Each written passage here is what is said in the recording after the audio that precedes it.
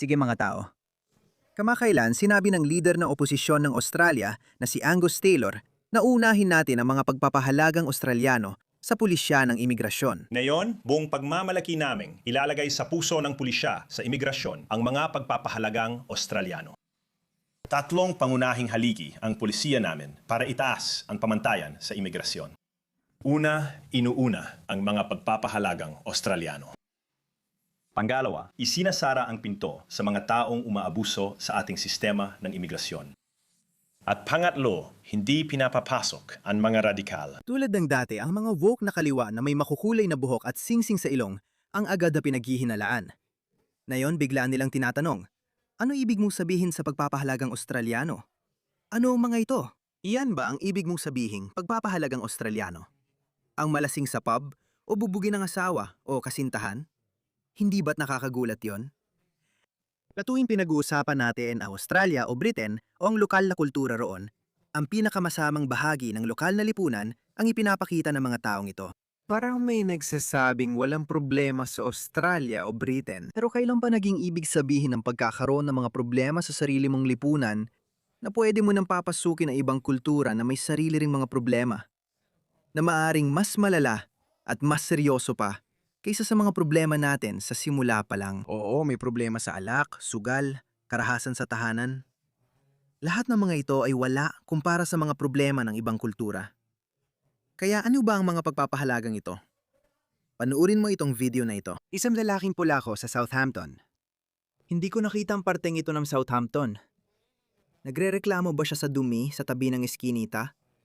Tingnan mo, basahin mo ang subtitle. At hindi lang ito sa England.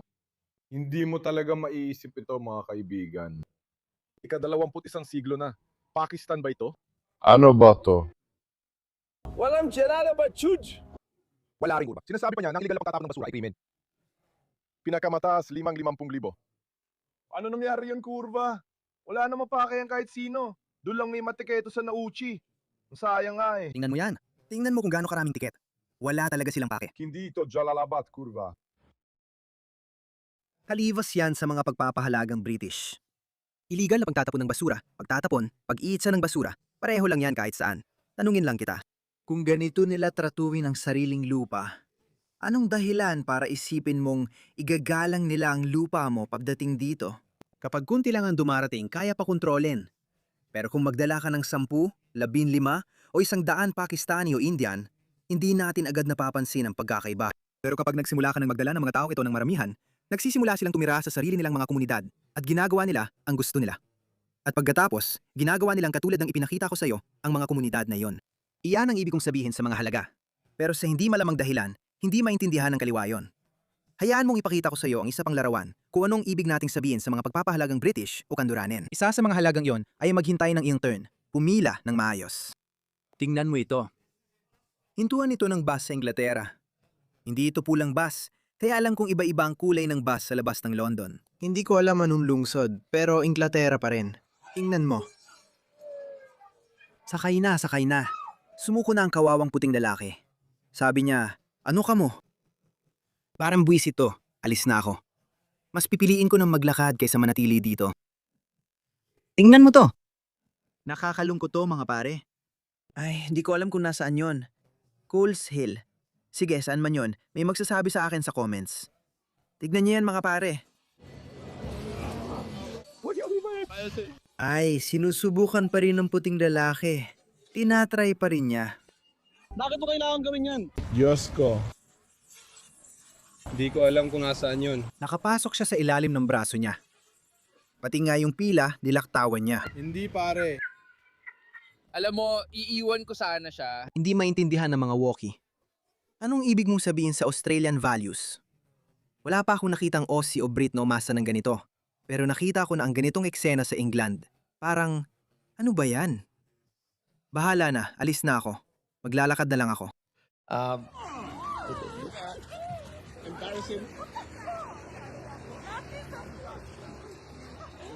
May British accent din sila, kaya ibig sabihin, dun sila ipinanganak.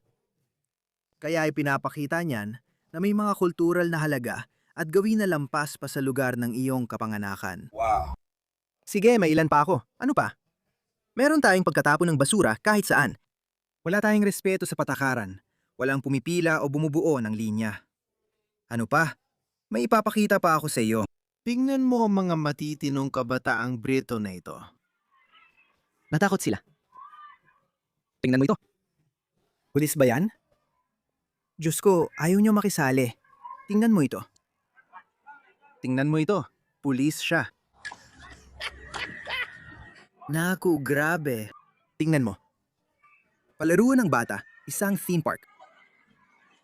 Luna Park tawag namin dyan. Security lang yata yan. Hindi kami makikialam. May mga bata roon, may security dito, sabi nila. Alam mo ba? Ayaw kong makialam. Diyos ko. Sino ang gustong tumira doon? Sige na, sabihin mo, sino ang gustong tumira doon? Hindi pa ako tapos. Papakita ko pa sa ilang video. Ito ang multicultural na Paris. Kung na lang mapupunta. Ay, Diyos ko. Talagang sumasakit ang puso ko kapag nakikita ko ito. Hindi naman ito ang bansa ko at wala akong koneksyon dito. Isang beses pa lang ako nagpunta sa Paris noong 2017. Pangit na nun, mas malala pa ngayon. Pero seryoso, sumasakit talaga puso ko kapag nakikita ko ito. Kung ito ang bansa ko, sabihin na lang natin, well, actually hindi. Gagawin ko pa rin ang eksaktong ginagawa ko ngayon. Pero grabe, Diyos ko. Paano nagagawa ng kahit sino ito sa sarili nilang bansa? Hindi ko alam. Nagiging diktador ang isip ko. Parang nagiging malastalin ako, okay? Malilinis ko lahat ito sa isang buwan.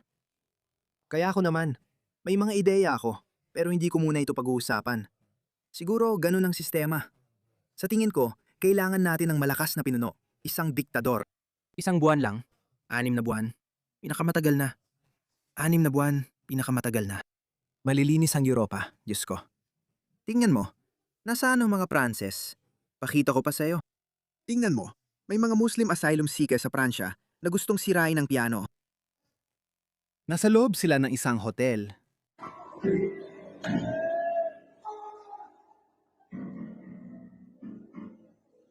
Oo, gusto lang talaga namin sirain to. Mambasag tayo ng mga gamit. Anong ginawa mo? Huwag din nating kalimutan ang Berlin.